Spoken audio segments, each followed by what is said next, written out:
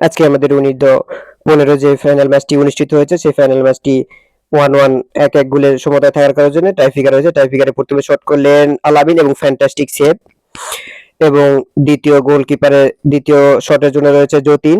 দেখে যাক যতীন কি করতে পারে।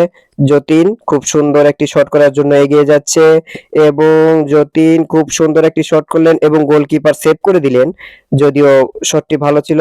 এবং তারপরে যাচ্ছেন আমাদের শাহিদ। শাহিদ খুব সুন্দর একটি শট করলেন এবং গোল। দ্বিতীয় গোলটি করে ফেললেন শাহিদ এবং অপোজিট পকের প্লেয়ার এবং শট করলেন এবং ক্রসবারের উপর দিয়ে বলটি চলে গেল, যার কারণে গোল হলো না।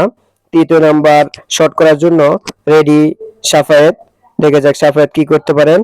সাফায়েত শটটি করার জন্য প্রস্তুত এবং সাফায়েত শট করলেন এবং সাইডে চলে গেল, যার কারণে গোলটি হলো না। দি অপোজিট প্লেয়ার শট করার জন্য রয়েছে নিতিন। নিতিন কি করতে পারে দেখা যাক। নিতিন খুব সুন্দর শট করার জন্য এবং ফ্যান্টাস্টিক গোল। তার শটটি খুবই চমৎকার ছিল।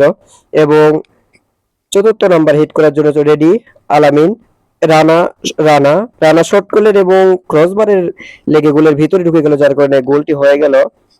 এবং দেখা যাক দীপু, ও খুব সুন্দর একটি শট করলেন, গোলটি খুব সুন্দর হয়ে গেছে। এবং পঞ্চম নাম্বার হিট আমরা দেখতে পাচ্ছি, পঞ্চম নাম্বার হিট এবং বিজয় গোল।